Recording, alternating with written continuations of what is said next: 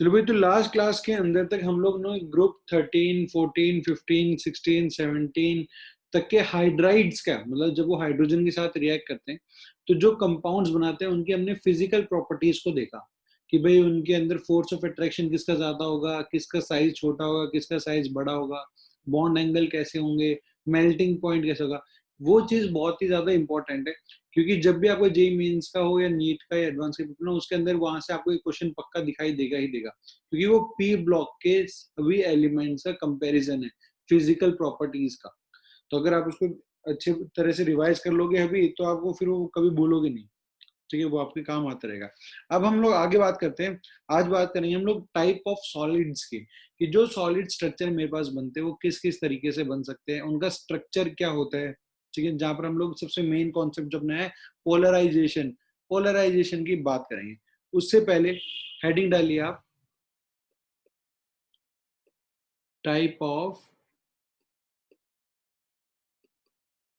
Solid. ठीक है,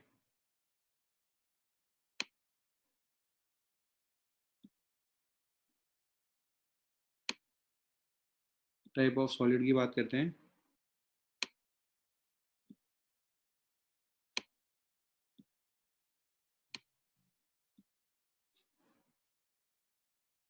जिसके अंदर आगे पास होता है एक सॉलिड कब, जब नॉन मेटल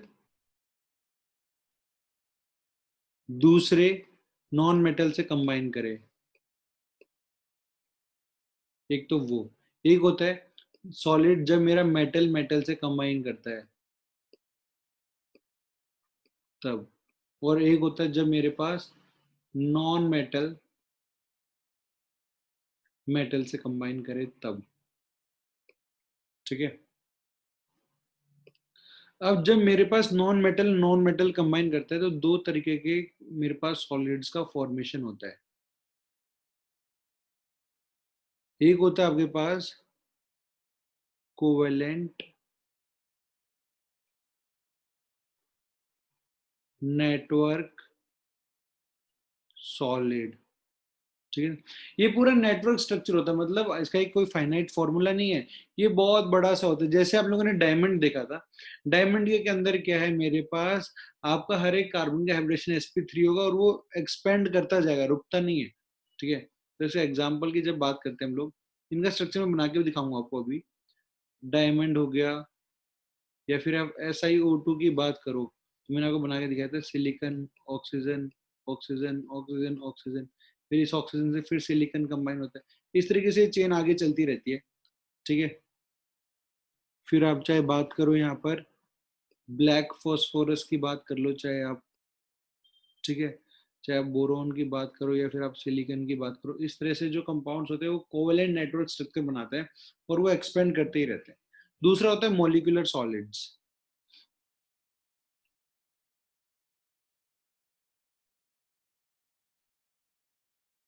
अब जैसे आयोडीन की बात करूं मैं, तो आयोडीन I2 है। I2 सॉलिड स्टेट में होती है, आयोडीन मेरी कैसी होती है, सॉलिड स्टेट में होती है। तो I2 ही उसका फॉर्मूला, वही बात खत्म हो जाती है। ठीक है ना, वो कोई नेटवर्क या सॉलिड स्ट्रक्चर नहीं बना रहा। सॉलिड वो है बट वो कोई नेटवर्क स्ट्रक्चर का फॉर्मेशन नहीं करता। I2 बस इतना ही है। और ये एक आयोडीन भी नॉन मेटल है, दूसरे आयोडीन भी क्या नॉन मेटल कंबाइन कर रहे हैं। तो या तो इनके केसेस में वंडरवॉल फोर्सेस लग रही होती है, या फिर इनके पास क्या होता है, हाइड्रोजन बॉन्ड का फॉर्मेशन हो रहा होता है। तो जब भी आपके पास मॉलिक्यूलर सॉलिड्स बनते हैं, ठीक है, तो उसका जो मेल्टिंग पॉइंट होता है इनके लिए, वो डायरेक्टली प्रोपोर्शनल होता है उनके स्ट्रेंथ ऑफ, चाहे आप वंडरवॉल फोर्सेस लगा लो या फिर आप कह दो हाइड्रोजन बॉन्ड। जो ज्यादा स्ट्रॉन्ग हाइड्रोजन बॉन्ड बनाएगा वो उसका मेल्टिंग पॉइंट उतना ही क्या होगा मेरे पास, ज्यादा होगा। ठीक है, अब नेक्स्ट बात करते हैं हम लोग मेटल मेटल के साथ। मुझे पता है मेटल और मेटल के साथ कंबाइन करके क्या बनाएगा, वो मेटेलिक सॉलिड ही बनाता है। ठीक है, मेटेलिक सॉलिड। अगर मैं एक आयरन का पीस लूं, ठीक है ना, मैंने एक लोहा का पीस लिया, आयरन रॉड लिया, तो उसके अंदर होगा क्या, एक Fe एटम दूसरे Fe एटम के साथ अटैच होगा, ये Fe एटम दूसरे Fe एटम के साथ, ये इसके साथ। इस तरीके से एक मेरा Fe एटम क्या होता है, दूसरे Fe एटम के साथ यहाँ पर क्या कर रहा होता है, अटैच होता है। तो एक मेटल दूसरे मेटल के साथ क्या है यहाँ पर अटैच। जब भी ऐसा हो, एक मेटल दूसरे मेटल के साथ कंबाइन कर रहा हो, तो इस केस के अंदर जो उसका मेल्टिंग पॉइंट होता है that is inversely proportional to size.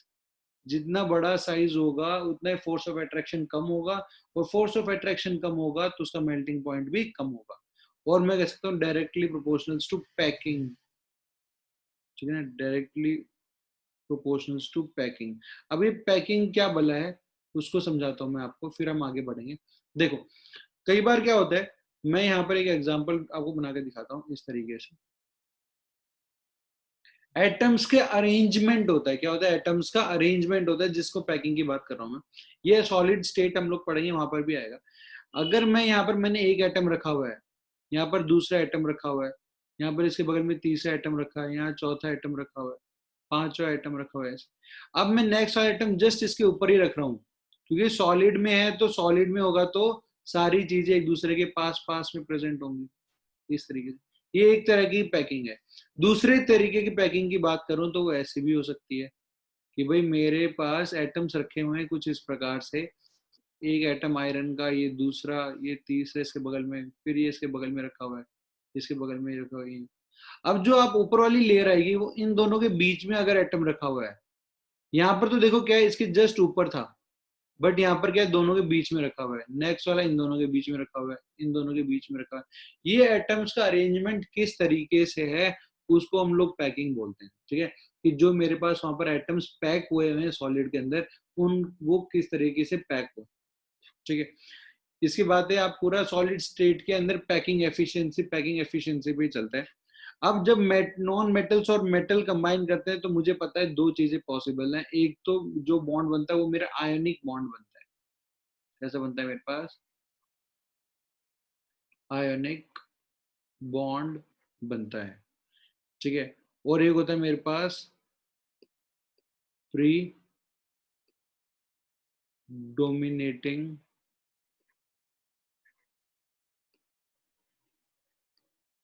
Covalent solid.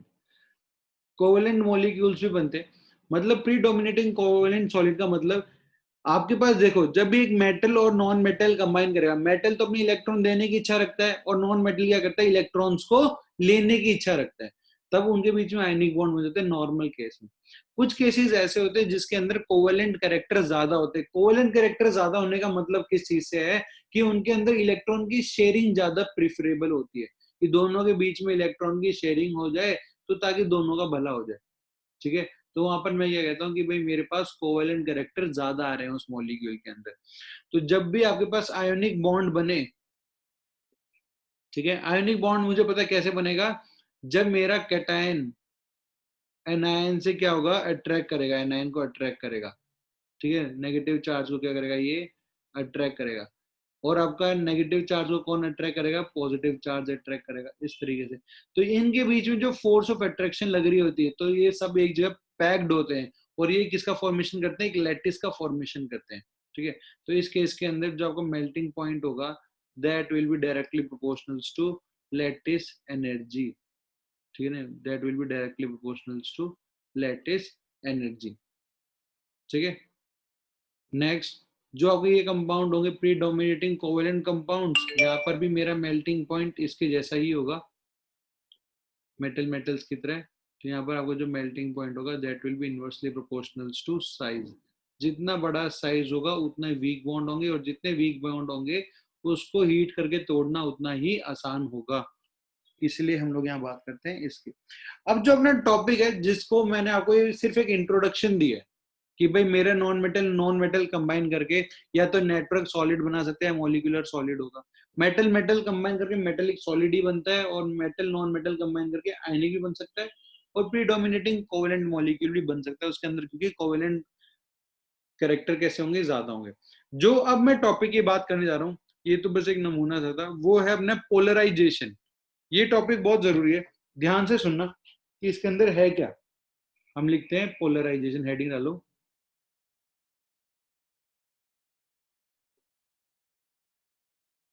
जैसे अभी हम लोगों ने हाइड्रोजन बॉन्डिंग पढ़ा, उससे हम कितनी सारी चीजें एक्सप्लेन कर सकते हैं।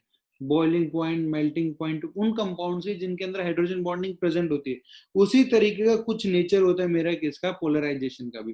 पोलराइजेशन भी बहुत जगह यूज में किया जाता है। तो अब देखो ध्यान से, पोलराइजेशन का मतलब क्या है, पहले ये ध्यान से समझना एकदम। पोलराइजेशन होने के लिए आपके पास क्या होगा, एक तो पॉजिटिव चार्ज होगा, ठीक है ना, एक क्या होगा आपके पास, पॉजिटिव चार्ज होगा। अब जस्ट इसके बगल में क्या प्रेजेंट होगा, एक एनायन प्रेजेंट होगा। एक तो पॉजिटिव चार्ज हो गया और उसके बगल में क्या है, मेरे पास एक एनायन प्रेजेंट है, जो कि मेरे पास कैसा है, नेगेटिवली चार्ज है। नेगेटिवली चार्ज इलेक्ट्रॉन क्लाउड होता है इसीलिए, ठीक है। तो वो अपने पास क्या है यहाँ पर, एक आपका पॉजिटिव चार्ज है, एक आपका क्या है, नेगेटिव चार्ज है।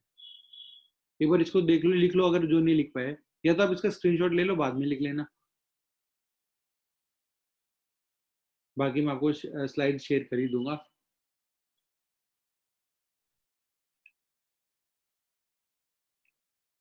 ठीक है, देखो ध्यान से सुना भाई, मैं क्या कह रहा हूँ। मैं कह रहा हूँ ये मेरे पास पॉजिटिव चार्ज है, जो कि मेरा कैटायन हो गया। ये मेरे पास नेगेटिव चार्ज है, जो कि मेरे पास कोई कंपाउंड है जो एनायन है, नेगेटिव चार्ज है उसके। तो अब क्या करेगा, पॉजिटिव चार्ज का मतलब होता है न्यूक्लियस। ध्यान से समझना भाई मैं क्या कह रहा हूँ। पॉजिटिव चार्ज का मतलब होता है न्यूक्लियस है, क्योंकि आपके न्यूक्लियस के अंदर ही प्रोटॉन और न्यूट्रॉन प्रेजेंट होते हैं, और प्रोटॉन पे होता है पॉजिटिव चार्ज, ठीक है। जब मैं बात करता हूँ नेगेटिव चार्ज से, तो उसका मतलब होता है इलेक्ट्रॉन क्लाउड। इलेक्ट्रॉन की एग्जैक्ट पोजीशन निकाली नहीं जा सकती, कौन कहता है, हाइजेनबर्ग अनसर्टेनिटी प्रिंसिपल से हम लोगों ने पढ़ा था कि इलेक्ट्रॉन का एक क्लाउड होता है। आप ये बोल सकते हो भाई इस क्लाउड के अंदर इलेक्ट्रॉन यहाँ हो सकता है, यहाँ हो सकता है, यहाँ हो सकता है, बट एग्जैक्ट किस पोजीशन पे होगा वो हम लोग नहीं निकाल सकते। हम बोलेंगे भाई ये इतना एरिया जो मैंने यहाँ पर रेड डॉट से बना दिया, इसके अंदर आपको एक इलेक्ट्रॉन मिल जाएगा, ये हम चीज कह सकते हैं। अब क्या होगा, जैसे ही मेरा पॉजिटिव चार्ज इस एनायन को अपनी तरफ अट्रैक्ट करेगा, तो इसके ये इलेक्ट्रॉन क्लाउड जो है वो कुछ इस शेप में आ जाएंगे, ठीक है ना, वो इसकी तरफ अट्रैक्ट होने लग जाएंगे। ये तो वहीं रहेगा, बट ये इसके इलेक्ट्रॉन क्लाउड को क्या करेगा, अपनी तरफ खींचने की टेंडेंसी वो रखता है, ठीक है, अपनी तरफ खींचने की कोशिश इसको करेगा। ठीक, इसी चीज को जो कि इसके शेप को ये चेंज करे ना, इसे पोलराइजेशन कहते हैं। देखो यहाँ पर दो चीजें होती हैं, एक होती है पोलराइजेशन और एक होती है पोलराइजिबिलिटी, ठीक है ना। पोलराइजेशन का मतलब क्या है कि कैटायन की कितनी टेंडेंसी है कि वो इसके इलेक्ट्रॉन पेयर को अपनी तरफ खींच सके, दैट इज पोलराइजेशन। उसके लिए देखो कैटायन की बात हो रही है यहाँ पे, कैटायन की, ध्यान से सुनना क्या कर रहा हूं मैं, कैटायन की कितनी टेंडेंसी है ताकि वो इसके इलेक्ट्रॉन पेयर को अपनी तरफ खींच सके, दैट इज पोलराइजेशन, ठीक है ना। उसके अंदर क्या है कि आपका जो एनायन है, एनायन का शेप बिगाड़ दिया किसने, कैटायन ने, ठीक है। तो हम लोग, मैं यहाँ पर एक हल्का सा लिख देता हूँ, पोलराइजेशन, ठीक है, डिफॉर्मेशन ऑफ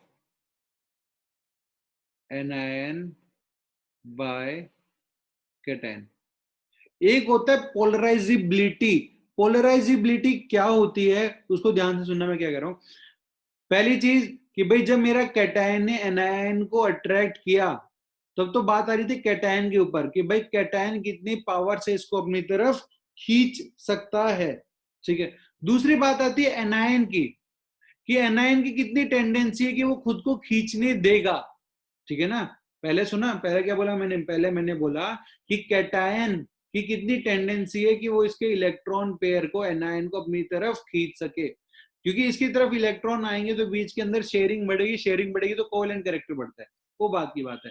बट पहली बात हो रही है पोलराइजेशन की, जब कैटायन एनायन के इलेक्ट्रॉन्स को खींच रहा है, तब तो काम कौन कर रहा है, मेरा कैटायन कर रहा है। दूसरी बात मैं बोल रहा हूं पोलराइजिबिलिटी। पोलराइजिबिलिटी का मतलब क्या है कि एनायन की कितनी टेंडेंसी है कि वो अपने खुद के इलेक्ट्रॉन को बोलेगा जा भाई, ठीक है, कितना अट्रैक्ट होने के लिए डोनेट कर सकता है, हाँ भाई कितनी आसानी से इलेक्ट्रॉन को डोनेट कर सकता है, वो होती है इसकी पोलराइजिबिलिटी। पोलराइजेशन होता है कैटायन का काम। पोलराइजिबिलिटी की जब बात करते हैं तो एनायन की कितनी टेंडेंसी है कि वो अपने इलेक्ट्रॉन्स को दे देगा, ठीक है। अब देखो इन दोनों के बीच में अब मेरे पास इलेक्ट्रॉन्स आने लगे हैं, ठीक है। इन दोनों के बीच में क्या है, मेरे पास इलेक्ट्रॉन्स आने लगे हैं। इलेक्ट्रॉन्स आ रहे हैं तो देखो दो चीज होती है, एक मैं बोलूं हाइड्रोजन ने हाइड्रोजन के साथ बॉन्ड बनाया, इस हाइड्रोजन ने अपना इलेक्ट्रॉन इस हाइड्रोजन के इलेक्ट्रॉन के साथ शेयर किया, दोनों के बीच में मेरे पास कौन सा बन गया, इलेक्ट्रॉन की शेयरिंग हो रही है और मेरे पास कोवेलेंट बॉन्ड बन गया। कब, जब दोनों के बीच में इलेक्ट्रॉन्स की शेयरिंग हो रही थी, इलेक्ट्रॉन्स का अमाउंट बीच में ज्यादा प्रेजेंट था तब। दूसरा मेरे पास बात करूं मैं HCl की, ठीक है, या फिर आप NaCl की बात कर लो, तो क्या होगा कि ये हाइड्रोजन का इलेक्ट्रॉन तो कोशिश करेगा निकल के कहां चला जाता है, क्लोरीन के पास। या फिर जब हम लोग Na+ और Cl- की बात करते हैं तो सोडियम अपना इलेक्ट्रॉन लूज करता है और उस इलेक्ट्रॉन को क्लोरीन गेन करता है, तब जाके मेरे पास क्या होता है, यहाँ पर आयोनिक बॉन्ड का फॉर्मेशन होता है, ठीक है ना। आयोनिक बॉन्ड कब है, इलेक्ट्रोस्टैटिक फोर्स ऑफ अट्रैक्शन है, कैटायन अपना इलेक्ट्रॉन दे देगा किसको, एनायन को, ठीक है। तो आपके पास ये इलेक्ट्रॉन गेन करने के बाद नेगेटिवली चार्ज, वो इलेक्ट्रॉन डोनेट करने के बाद पॉजिटिवली चार्ज, ठीक है। तो दोनों के बीच में फोर्स ऑफ अट्रैक्शन लगेगा, मेरा आयनिक बॉन्ड बन जाएगा। बट कोवेलेंट में क्या हो रहा है, दोनों के बीच में इलेक्ट्रॉन की शेयरिंग हो रही है। तो देखो जब कैटायन ने इस एनायन से इलेक्ट्रॉन खींचे तो क्या हो गया, अब बीच में इलेक्ट्रॉन्स आ रहे हैं, दोनों के बीच में इलेक्ट्रॉन शेयर होने जा रहे हैं। अब दोनों के बीच में इलेक्ट्रॉन जब शेयर होंगे तो मेरा कोवेलेंट कैरेक्टर क्या होता है, बढ़ जाता है, और आयनिक कैरेक्टर मेरा कम हो जाता है, क्योंकि अब एनायन के पास इलेक्ट्रॉन पेयर नहीं है, वो इलेक्ट्रॉन पेयर को मेरे कैटायन ने भी खींचना शुरू कर दिया है। तो दोनों के बीच में इलेक्ट्रॉन्स आ रहे हैं, दोनों के बीच में इलेक्ट्रॉन्स आएंगे तो कोवेलेंट कैरेक्टर बढ़ेगा और आयनिक कैरेक्टर मेरा क्या होगा, कम हो जाएगा। तो हम लोग लिखेंगे यहाँ पर, जो मैं लिखते जा रहा हूँ साथ साथ में लिखते जाओ, due to polarization, due to polarization covalent character increases, ionic character decreases, because electron density increases between nucleus of both atoms, ठीक है ना। दोनों के बीच में इलेक्ट्रॉन डेंसिटी मेरी क्या हो गई है, अब इंक्रीज हो गई है इसी वजह से, ठीक है। अब बात करते हैं हम लोग पोलराइजेशन को कैलकुलेट कैसे करेंगे। आप खुद ही दिमाग लगा के मुझे बताते जाना, मैं आपसे पूछते जाऊंगा एक एक चीज, ठीक है। आप मेरे को चैट के अंदर बताओगे एक एक चीज को और सब लोग बताएंगे, ठीक है। ऐसा नहीं कि दो तीन बोलते रहते बाकी सब बैठे भजन कीर्तन करते हैं, ऐसा नहीं, सभी बताएंगे यहाँ पे। पहली चीज, अगर मैं पोलराइजेशन को कैलकुलेट करने जा रहा हूं, ट्रेंड देखने जा रहा हूं, तो मैंने लिखा पोलराइजेशन। तो आप मुझे बताओ, अगर जितना ज्यादा पॉजिटिव चार्ज होगा, जितना ज्यादा कैटायन होगा, क्या वो उतना ज्यादा इलेक्ट्रॉन को खींचेगा, पोलराइजेशन बढ़ेगा या कम होगा। चार्ज ऑन कैटायन बताओ, इसके डायरेक्टली प्रोपोर्शनल होगा या इनवर्सली प्रोपोर्शनल होगा। जितना ज्यादा कैटायन होगा, ठीक है, जितना ज्यादा पॉजिटिव चार्ज होगा, क्या वो उसको इतना ज्यादा इलेक्ट्रॉन पेयर को अपनी तरफ खींच पाएगा या नहीं खींच पाएगा। मैत्री का आंसर ठीक है, तमन्ना का आंसर ठीक है, सुभाष का आंसर ठीक है, ओम का आंसर ठीक है, प्रवीण का आंसर ठीक है ना। तो एक बात मुझे यहां से पता चल गई भाई, polarization is directly proportional to charge on cation, charge on cation, ठीक है। अब दूसरी बात करते हैं हम लोग, अगर यहां पर एनायन पे जितना ज्यादा नेगेटिव चार्ज होगा, एनायन पे जितना ज्यादा नेगेटिव चार्ज होगा, क्या वो इलेक्ट्रॉन डोनेशन की टेंडेंसी ज्यादा रखेगा या कम रखेगा।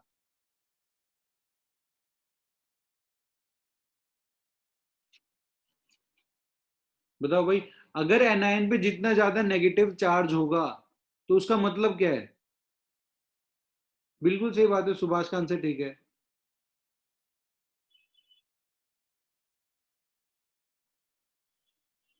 ओम का आंसर भी ठीक है। भाई जितना ज्यादा नेगेटिव चार्ज होगा उतना ही तो डोनेट कर पाएगा, है कि नहीं? प्रवीण का आंसर भी ठीक है, मैत्री का गलत हो गया। नॉर्मल सी बात है ना मैत्री, खुद ही सोचो। एनायन है, नेगेटिव चार्ज है, भाई जितने ज्यादा इलेक्ट्रॉन्स होंगे उतना ज्यादा तो डोनेट कर पाएगा। एक आदमी के पास एक ही इलेक्ट्रॉन है तो एक ही दे पाएगा, अरे जिसके पास 10 है तो 10 के 10 डोनेशन की टेंडेंसी रखेगा ना। बीच में उतने ज्यादा इलेक्ट्रॉन शेयर होंगे, जितने ज्यादा इलेक्ट्रॉन्स रहेंगे मेरे पास, जितना ज्यादा नेगेटिव चार्ज है उतनी ज्यादा क्या होगी, पोलराइजेशन होगी। खुद ही सोच लो कि अगर ये कैटायन सेम है और इसके पास ज्यादा नेगेटिव चार्ज है तो ये ज्यादा नेगेटिव चार्ज को अपनी तरफ अट्रैक्ट कर सकता है, क्योंकि फोर्स बराबर होती है के Q1 Q2 bye are square. चाहे आपका Q1 ज्यादा हो चाहे आपका Q2 ज्यादा हो, फोर्स की वैल्यू तो अपने आप ही बढ़ जाएगी। एक चीज को कांस्टेंट रखे दूसरी वैल्यू को बढ़ाओगे तो मेरे पास क्या होगा, फोर्स ऑफ अट्रैक्शन तो अपने आप ही बढ़ जाना है वहां पे। ठीक है, इसीलिए मेरे पास ये डायरेक्टली प्रोपोर्शनल होती है चार्ज ऑन एन आयन। ठीक है, अब बात करते हैं हम लोग साइज के बारे में। ठीक है, किसकी बात करेंगे, साइज की बात करेंगे। अब बताओ अगर मेरे पास साइज बड़ा होगा, किसका, कैटायन का। कैटायन का साइज बड़ा होगा तो वो इलेक्ट्रॉन्स को गेन करना उसके लिए आसान होगा या मुश्किल होगा?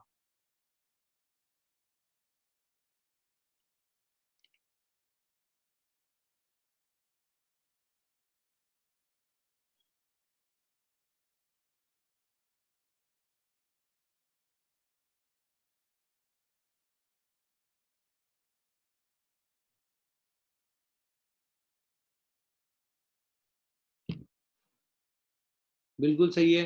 तो भाई आपको ये बात तो पता चल गई भाई, कैटायन का साइज मेरा क्या होना चाहिए, छोटा होना चाहिए, ताकि वो एनायंस के इलेक्ट्रॉन पेयर को गेन कर सके। गेन करेगा तभी तो उसका साइज बड़ा होता चला जाएगा।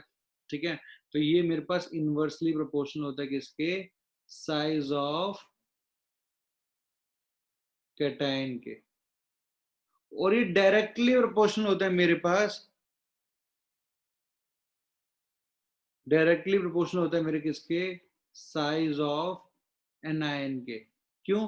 क्योंकि मुझे पता है भाई जितना ज्यादा इसका साइज होगा उतना ही बाहर वाले इलेक्ट्रॉन्स पे फोर्स ऑफ अट्रैक्शन कम लग रहा होगा, और जितना ज्यादा फोर्स ऑफ अट्रैक्शन कम लगेगा उतनी ही आसानी से इसके इलेक्ट्रॉन्स को खींचा जा सकता है। मुझे पता है भाई जितना साइज मेरे इसका एनायन का जितना साइज बड़ा होता चला जाएगा, जितना साइज मेरे पास यहाँ से बड़ा होता चला जाएगा, तो मुझे पता है बाहर वाले इलेक्ट्रॉन्स पे अब न्यूक्लियस की तरफ से लगने वाला फोर्स कम होता जाएगा। और जैसे जैसे यहाँ पर फोर्स ऑफ अट्रैक्शन कम होती जाएगी, इस इलेक्ट्रॉन को अट्रैक्ट करना मेरा उतना ही आसान हो जाएगा। शेयरिंग अपने आप ही क्या होने लग जाएगी, अब यहाँ पर इंक्रीज करने लग जाएगी। ठीक है, इंक्रीज करने लग जाएगी। तो यहाँ पर ये चार फैक्टर हैं जो आपको बहुत ही ज्यादा ध्यान में रखने हैं, कि दोनों का चार्ज तो चाहे कैटायन का ज्यादा हो या एनायन का ज्यादा हो तो आपकी पोलराइजेशन की वैल्यू ज्यादा रहेगी। बट कैटायन मेरा छोटा होना चाहिए और एनायन मेरा क्या होना चाहिए, बड़ा होना चाहिए। फटाफट लिखिए फिर आगे बात करते हैं।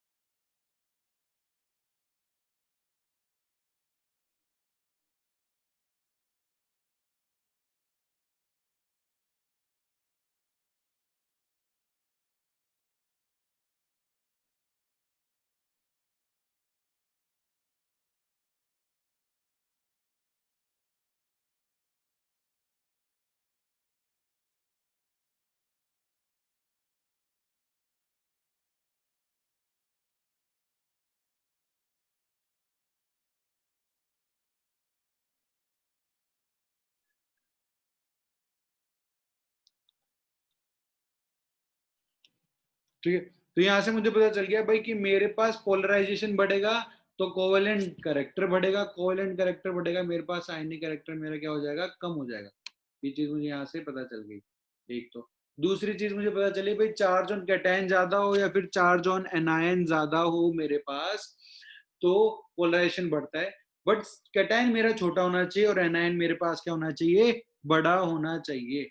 ये चीज मुझे यहाँ से पता चल गई। ठीक है, अब हम लोग आगे बात करते हैं।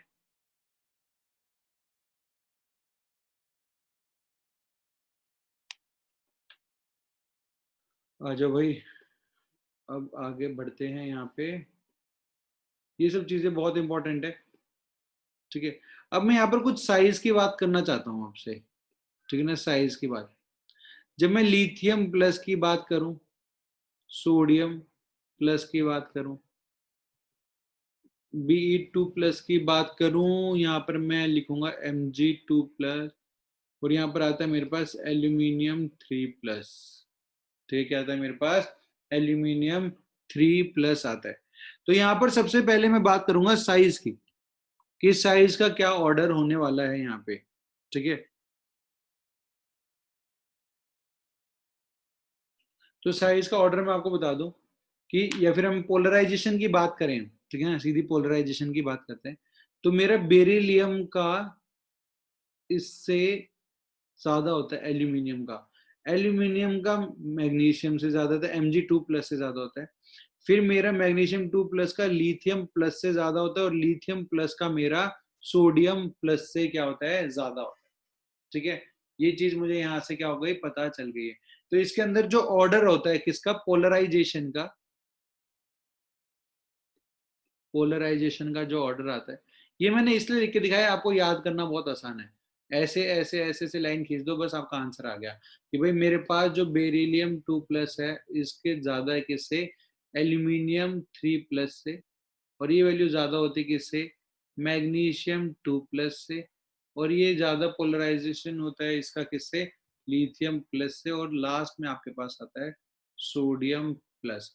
तो अब देखो, जो हमने अभी भी पढ़ा कि पोलराइजेशन डायरेक्टली प्रोपोर्शनल है पहले चार्ज के। ठीक है, तो मैग्नीशियम का और बेरिलियम का चार्ज सेम है, और यहाँ पर हम लोग बात करें लिथियम और सोडियम का चार्ज सेम है। ठीक है, और दूसरी चीज हम लोगों ने लिखी है वहां पर साइज के बारे में, तो जितना छोटा होगा, मुझे बताया ऊपर से नीचे जाते टाइम साइज बढ़ता है, तो ऊपर वाले का बढ़ ज्यादा होगा, तो इसलिए बेरिलियम का मैग्नीशियम से ज्यादा होता है, लिथियम का सोडियम से ज्यादा होता है। बट जैसे मैं लेफ्ट टू राइट जा रहा हूँ यहाँ पे ना, तो लेफ्ट टू राइट जाने पर मेरे पास साइज क्या होता जाता है, कम होते जाता है, इसलिए मेरा एल्यूमिनियम का मैग्नीशियम से ज्यादा है, और मैग्नीशियम का सोडियम से ज्यादा है। ठीक है, तो ये मेरे पास यहाँ पर ऑर्डर बनता है, इसका पोलराइजेशन का यहाँ पर मेरे पास ये ऑर्डर बनता है। अब मैं एक कुछ कंपाउंड लिखूंगा, तो उनका पोलराइजेशन का ऑर्डर तो आप खुद ही बता दोगे, क्योंकि वो तो बहुत आसान सा है। वो है मेरे पास F minus, Cl minus, Br minus, और I माइनस। अब सबका चार्ज तो यहाँ पर सेम है, सब पे -1 -1 -1 है, तो इसका पोलराइजेशन का क्या ऑर्डर होगा, बताओ कौन ज्यादा पोलराइज हो सकता है इसमें से, कौन ज्यादा पोलराइज होगा, बताओ।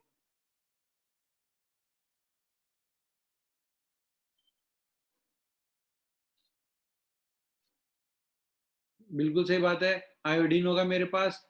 ठीक है ना, आयोडीन मेरे पास क्या होगा, ओम का आंसर भी ठीक है, मैत्री का आंसर भी ठीक है, क्योंकि सबका चार्ज तो यहाँ पर सेम है। तो अब बात आएगी directly proportional to size of anion, iodine का साइज बड़ा होता है किससे, फ्लोरीन से, इसी वजह से मेरे पास क्या हो जाता है, जब मैं पोलराइजेशन की बात करता हूँ, तो F माइनस सबसे कम पोलराइज होता है, फिर Cl माइनस, फिर Br माइनस, और सबसे ज्यादा पोलराइज होता है कौन, I माइनस, क्योंकि साइज इतना बड़ा है भाई। जब साइज इतना ज्यादा बड़ा होगा, तो बाहर वाले जो आउटर मोस्ट इलेक्ट्रॉन है, उनपे फोर्स ऑफ अट्रैक्शन लगती ही नहीं है। तो न्यूक्लियस से फोर्स ऑफ अट्रैक्शन जब नहीं लग रही है, ये न्यूक्लियस और ये सबसे बाहर वाला इलेक्ट्रॉन, जिसपे फोर्स ऑफ अट्रैक्शन लग ही नहीं पा रही है, बाहर वाला कैटायन की टेंडेंसी होगी कि इस इलेक्ट्रॉन को खींच ले। तो जब खींचेगा, तो दोनों के बीच में इलेक्ट्रॉन पेयर आएगा, और तो उससे शेयरिंग बढ़ेगी, शेयरिंग बढ़ेगी तो कोवेलेंट नेचर बढ़ेगा, पोलराइजेशन मेरा बढ़ता हुआ चला जाएगा। ठीक है ना, क्या होगा, बढ़ता हुआ चला जाएगा। अब मैं एक बहुत ही शानदार टेबल बनाने जा रहा हूँ, जो आपके बहुत सारे मसले हल कर देगी। ठीक है ना, और वो बहुत ही ज्यादा जरूरी है जेई एडवांस के लिए। ठीक है, मेंस वेंस में यहाँ से क्वेश्चन नहीं आते, बट एडवांस में सीधे सीधे क्वेश्चन यहाँ से उठ के आएंगे इस टेबल से। ठीक है, अब मैंने पहले तो मैं इनका ऑर्डर लिख देता हूँ कि मेरे पास क्या है। यहाँ पर मैंने लिखा बेरिलियम, ठीक है, फिर एल्यूमिनियम, पोलराइजेशन वाला ऑर्डर लिख रहा हूँ, फिर मेरे पास था मैग्नीशियम, फिर मेरे पास था लिथियम, ठीक है, और नीचे था मेरे पास सोडियम। ये चीज मुझे पता है। अब एक चीज मुझे ये भी पता है कि भाई जब इस टेबल के अंदर मैं ऊपर से नीचे की तरफ जा रहा हूं, कहां से, ऊपर से जब नीचे की तरफ जा रहा हूं तो मेरे पास कोवेलेंट कैरेक्टर कम होते जा रहे हैं। क्यों? क्योंकि उनकी पोलराइजेशन कम होती जा रही है। तो जब मैं ऊपर से नीचे की बात करूंगा तो मैं कह सकता हूं भाई आयोनिक कैरेक्टर तो मेरे इंक्रीज हो रहे हैं और मेरे कोवेलेंट कैरेक्टर क्या हो रहे हैं, मेरे पास कम होते जा रहे हैं। ठीक है ना? क्यों? क्योंकि पोलराइजेशन कम होती जा रही है और पोलराइजेशन जितनी ज्यादा होगी कोवेलेंट करेंट नेचर उतना ही मेरा इंक्रीज करते जाता है। ठीक है, अब मैं यहां पर लिख रहा हूं कौन कौन से, फ्लोरीन, क्लोरीन, ब्रोमीन और आयोडीन।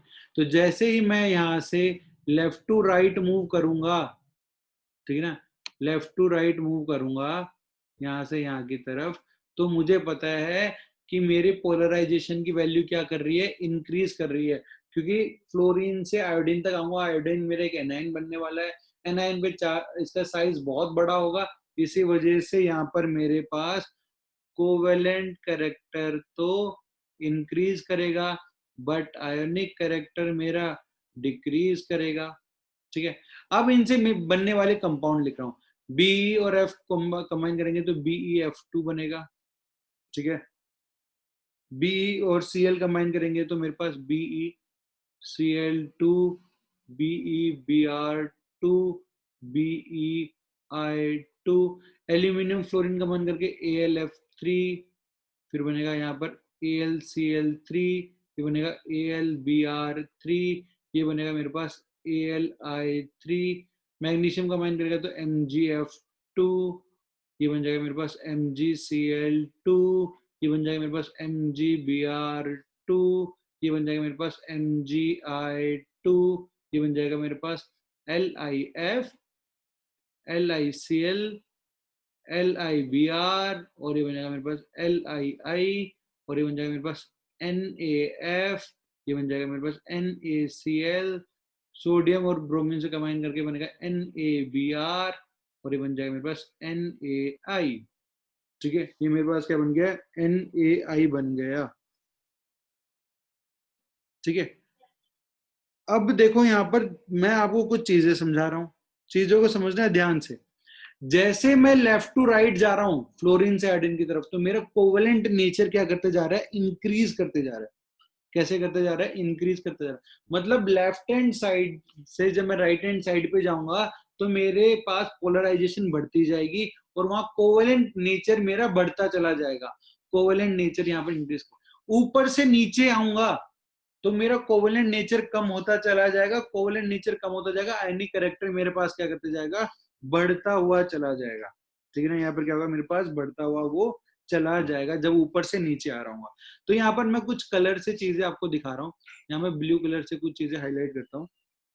आपके पास ये ऊपर से नीचे आ रहा हूँ तो क्या हो रहा है, आयनिक कैरेक्टर बढ़ रहा है, आयनिक कैरेक्टर बढ़ रहा है। इसी वजह से ये जो मैंने ब्लू से बनाया है, ये सारे ही कंपाउंड मेरे पास कैसे हैं, आयनिक कंपाउंड्स हैं। कैसे कंपाउंड्स हैं मेरे पास, आयनिक कंपाउंड है। तो ब्लू से बनाए हुए ये मेरे पास कैसे हैं, आयोनिक कंपाउंड है। ठीक है, अब देखो ऊपर की तरफ रहूंगा तो ऊपर से नीचे आ रहा हूं तो क्या हो रहा है, आयनिक करेक्टर बढ़ते जा रहा है और कोवेलेंट कम होते जा रहा है। इसी वजह से ऊपर वाले जो हैं वो मेरे पास एकदम कोवेलेंट कंपाउंड्स होते हैं। ठीक है, कैसे होते हैं वो, कोवेलेंट कंपाउंड्स होते हैं। उसको मैं दूसरे कलर से रिप्रेजेंट कर देता हूँ। चाहे इसकी बात करो, ठीक है, और साथ में इनकी बात करो, ये सब मेरे पास कैसे हैं, कोवेलेंट कंपाउंड्स हैं। ठीक, अब मैं यहाँ पर इनकी बात करता हूँ। ये जो मेरे पास है, जो कि मैं ऑरेंज से रिप्रेजेंट करूंगा, ये वो कंपाउंड है जो मैंने आपको अभी बताया था कि भाई मेरे पास प्री डोमिनेटिंग कोवेलेंट है। इनके अंदर इनका बनता तो आयनिक लेटेस ही है। ठीक है, क्योंकि ऊपर से नीचे आ रहा हूँ तो मेरा आयनिक कैरेक्टर बढ़ता जा रहा है, तो इनके अंदर जो लेटेस बनता है वो तो आयनिक होता है, बट इनका कोवेलेंट कैरेक्टर मेरे पास क्या होता है, ज्यादा होता है इनके अंदर, प्री डोमिनेटिंग होता है ये। इन्हीं कंपाउंड्स की मैंने वहां बात की थी। तो इनके अंदर क्या होता है, मेरे पास बनता तो इनका आयोनिक लेटेस ही है। ठीक है, but they are pre dominating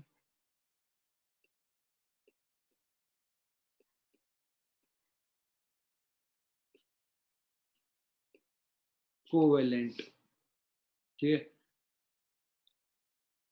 predominating covalent हो जाते हैं मेरे पास। कुछ चीज यहाँ पर जो आपको ध्यान रखनी है वो ये है, जो मैं ये नीचे ऑर्डर लिख रहा हूँ ना, ये बहुत ही ज्यादा जरूरी है, ठीक है, वो मेरे पास क्या है, बहुत ही ज्यादा जरूरी है। इस चीज को अक्सर वैसे तो लोग याद करते हैं, गोट लेते हैं, ठीक है, रट लेते हैं कि ये मेरे पास प्री डोमिनेटिंग कोवेलेंट वाले कंपाउंड्स होंगे, क्योंकि उनको पोलराइजेशन वाला कॉन्सेप्ट पता नहीं होता। तो हमें पता है कि लेफ्ट टू राइट में मूव करूंगा तो मेरे पास कोवेलेंट कैरेक्टर बढ़ते चले जाते हैं, ऊपर से नीचे आता हूँ तो कोवेलेंट कैरेक्टर मेरे कम होते जाते हैं, इसलिए नीचे वाले तो आयनिक हो गए और ऊपर वाले मेरे पास क्या हो गए, वहां पर कोवेलेंट हो गए, ठीक है। तो मैं यहाँ पर एक ऑर्डर लिखवा रहा हूँ आपको जो बहुत ही ज्यादा इंपॉर्टेंट है। ये आप अपनी नोटबुक का जहां पर आप नाम लिखते हो ना स्टार्टिंग में, वहां पर लिख लेना, और यहाँ जहां पढ़ रहे हो वहां तो लिखना ही लिखना, मेल्टिंग पॉइंट का ऑर्डर, कि मेरे पास NaF का कम होता है किससे, MgF2 से, और ये कम होता है किससे, AlF3 से।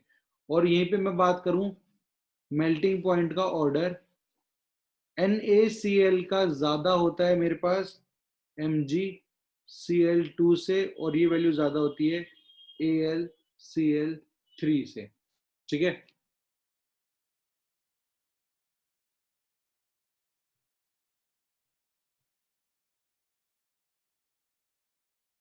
इस चीज को लिख लो आप। क्यों ऐसा, क्यों, देखो, जो मेरे को पता है जब मैं लेफ्ट टू राइट मूव करूंगा तो आयनिक कैरेक्टर कम होते चले जाएंगे, मतलब यहाँ पर तो मेरे पास आयनिक कैरेक्टर सबसे ज्यादा होंगे, ठीक है, सबसे ज्यादा आयनिक कैरेक्टर होंगे मेरे पास यहाँ पे। और एक चीज मुझे ये भी पता है कि भाई जब मैं ऊपर से नीचे जाऊंगा तो आयनिक कैरेक्टर मेरे इंक्रीज करेंगे, ठीक है ना। तो ऊपर से नीचे जा रहा हूँ तो आयनिक कैरेक्टर कम होते जा रहे हैं, मतलब ऊपर वाले का तो ज्यादा आयनिक कैरेक्टर है, और जब ऊपर वाले का मेरे पास ज्यादा आयनिक कैरेक्टर है तो यहाँ पर आयनिक का मतलब उनके अंदर स्ट्रॉन्ग इलेक्ट्रोस्टैटिक बॉन्ड होगा, फोर्स ऑफ अट्रैक्शन होगा, इसलिए मेरे पास इनकी जब ऑर्डर करता हूँ मैं फ्लोरीन वालों की बात करता हूँ, इसकी फ्लोरीन वालों की, तब तो AlF3 का ज्यादा होता है MgF2 से और उसका ज्यादा होता है NaF से। बट वहीं पे जब मैं क्लोरीन पे आ जाता हूँ, ठीक है ना, तो क्लोरीन वाले जो मेरे पास कंपाउंड हो गए हैं, नीचे मेरे पास ये आयोनिक है, ठीक है ना। यहाँ पर तो क्या था, AlF3 मेरे ज्यादा आयनिक था MgF2 से, और फिर मेरे पास LiF आ रहा था, एक चीज मुझे ये समझ में आ रही थी। बट यहाँ पर क्या है, ये वाला मेरे पास आयनिक है, ये प्रीडोमिनेटिंग कोवेलेंट है, मतलब कोवेलेंट भी थोड़ा बहुत आयनिक भी है, बट ज्यादा उसके अंदर कोवेलेंट है, और ऊपर वाला एकदम ही मेरे पास क्या है, कोवेलेंट मॉलिक्यूल है, तो आयनिक का कोवेलेंट से ज्यादा होता है, इसलिए NaCl का ज्यादा होता है MgCl2 से, और ये वैल्यू ज्यादा होती है AlCl3 से, ठीक है। तो ये चीज आपको यहाँ पर बहुत ज्यादा ध्यान रखनी है, क्योंकि एग्जाम में फंसा देता है वो आपको, वो पूछ लेता है आपको, ऐसे लिख देगा NaF MgF2 AlF3 का आप मेरे को मेल्टिंग पॉइंट बताओ, और उधर आपसे इसका पूछ लेगा NaCl MgCl2 और AlCl3 का, दोनों में से जहां पूछेगा, अगर आपको पता है तब तो आप एक ही बार में ठीक कर दोगे, अगर आपको ये टेबल याद है। अगर टेबल याद नहीं होती है तो जो नीचे मैंने आपको एक फाइनली जो चीज लिखी है ना वो आपको पता होना चाहिए। इवन मैं आपको तो ये सजेस्ट करूंगा कि जिस तरह से मैंने आपको एक टेबल बना के बताई है, आप उसको एक बार खुद से बना के देखें। उसका फायदा ये है कि अगर आपसे एग्जाम में एकदम से पूछ लिया कि भाई मेरे पास कौन कौन से कंपाउंड इनमें से प्रीडोमिनेटिंग कोवेलेंट्स हैं, तो आपको कंपाउंड रटने की जरूरत नहीं पड़ेगी, आप खुद ही बता दोगे कि MgCl2 MgBr2 MgI2 LiCl LiBr LiI, ये मेरे पास प्रीडोमिनेटिंग कोवेलेंट है। कौन से मेरे पास कोवेलेंट है, कौन सा आयनिक है, वो सब तो हम लोग कैलकुलेट कर ही लेंगे, उसके अंदर कोई बड़ी बात नहीं है, ठीक है। ये चीज मुझे यहाँ से समझ में आई। अब देखो मैं आगे बात करता हूँ।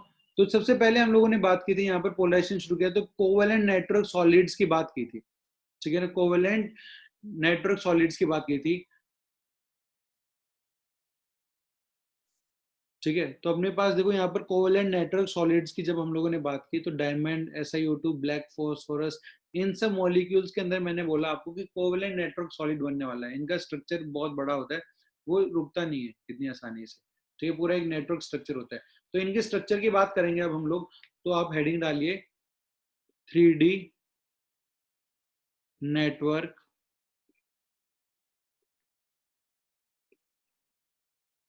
कोवेलेंट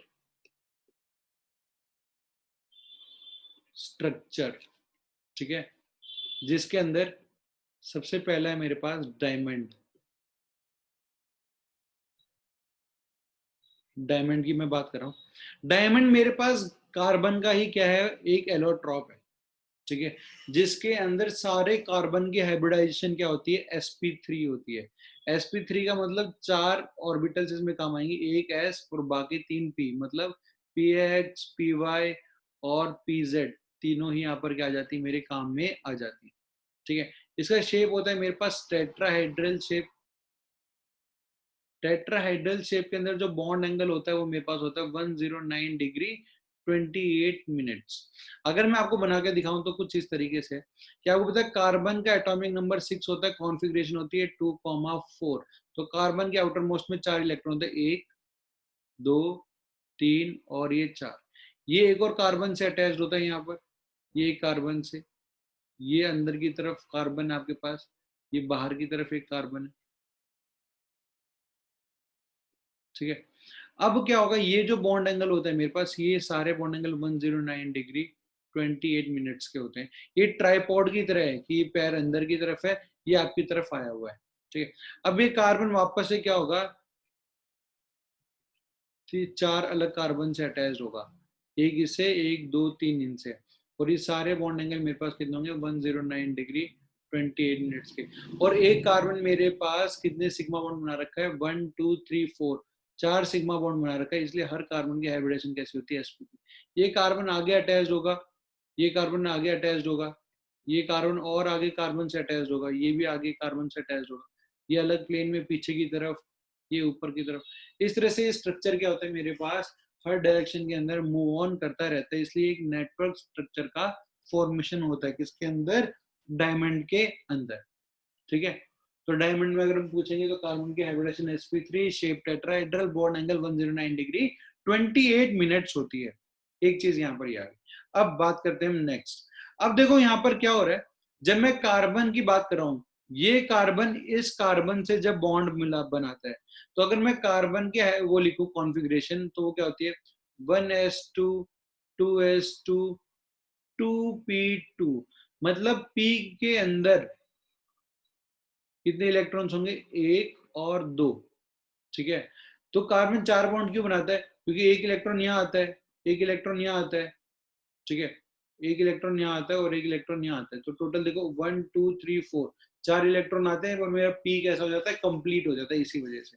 तो जब ये दूसरे कार्बन के साथ अटैच हो रहा है, वहां पर भी कॉन्फ़िगरेशन 1s2 2s2 2p2 ही है, तो इसकी p ऑर्बिटल इसके p ऑर्बिटल से कंबाइन करती है, वो भी किससे, ये भी 2p है और ये भी 2p है, तो इस कार्बन के अंदर जो बॉन्ड बनता है वो 2p ओवरलैप करती है 2p ऑर्बिटल ऑफ कार्बन से, ठीक है। तो 2p एक दूसरे से कंबाइन करके मेरे पास फॉर्मेशन करती है किसका, डायमंड का। एक कार्बन की 2p ऑर्बिटल दूसरे कार्बन की 2p ऑर्बिटल के साथ बॉन्ड का फॉर्मेशन करती है, और यहाँ पर 2p ऑर्बिटल मेरे पास एक दूसरे से कंबाइन करेंगे। अब जब नेक्स्ट कंपाउंड की बात करने जा रहा हूं मैं आपसे, दैट इज सिलिकॉन के साथ आपके कार्बन प्रेजेंट है, SiC। सिलिकॉन का एटॉमिक नंबर जो होता है वो भी 14 होता है, कॉन्फ़िगरेशन लिखोगे तो 2,8,4, इसके आउटर मोस्ट में भी 4 इलेक्ट्रॉन और होने भी चाहिए क्योंकि कार्बन फैमिली का है। तो आपको पता है भाई सिलिकॉन के आउटर मोस्ट में भी 4 इलेक्ट्रॉन है, 1 2 3 4।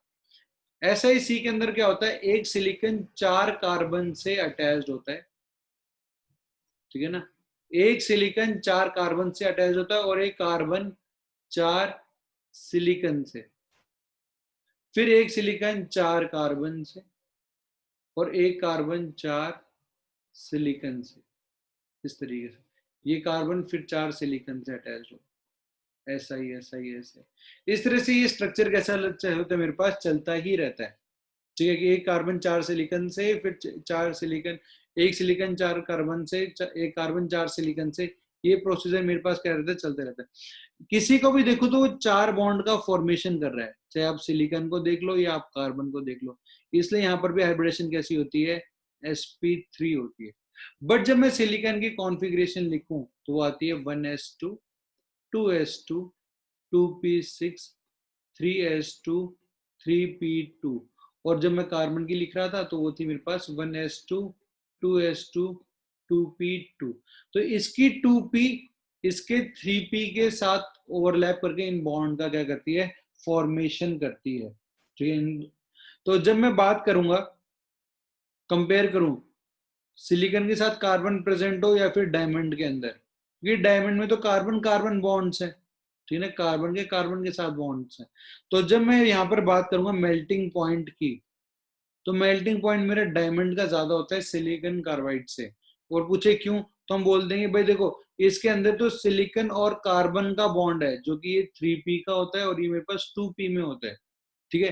तो 3p का साइज मेरे पास ज्यादा बड़ा होता है क्योंकि ये थर्ड पीरियड में चला गया, ठीक है, थर्ड पीरियड में चला गया, इसलिए इसका साइज बड़ा है। साइज बड़ा होगा मेरे पास, देखो क्या क्या हो जाएगा, साइज बड़ा होगा, बॉन्ड लेंथ बढ़ जाएगी, बॉन्ड लेंथ बढ़ जाएगी तो बॉन्ड एनर्जी मेरे पास क्या हो जाएगी, कम हो जाएगी। बॉन्ड एनर्जी कम होगी इसलिए इसका मेल्टिंग पॉइंट भी क्या होता है मेरे पास, कम हो जाता है। बोलो बात समझ में आ गई आपको। इन दोनों के अंदर कंपैरिजन करने को कोई बोले कि भाई आपके पास डायमंड गिवन है और साथ में आपको सिलिकॉन कार्बाइड गिवन है, तो आप बोलोगे भाई साहब मेरे से पूछ लो आप कुछ भी, मैं आपको बहुत बता दूंगा कि सिलिकॉन कार्बाइड के अंदर तो 3p 2p ऑर्बिटल एक दूसरे से ओवरलैप करके बॉन्ड का फॉर्मेशन करी है, 3p की साइज 2p की साइज से बड़ी होगी, इसी वजह से उनकी बॉन्ड लेंथ भी बड़ी होगी, बॉन्ड लेंथ बड़ी होगी तो बॉन्ड एनर्जी क्या होगी, कम होगी। छोटा बॉन्ड मजबूत बॉन्ड, बड़ा बॉन्ड कमजोर बॉन्ड, इसी वजह से उसकी बॉन्ड एनर्जी क्या होगी मेरे पास, कम हो जाएगी, ठीक है, क्या हो जाएगी वो मेरे पास कम हो जाएगी। तो यहाँ पर ये बात की थी मेरे पास एलोट्रॉप्स ऑफ कार्बन की, मैंने यहाँ पर बात की आपसे डायमंड को लेके।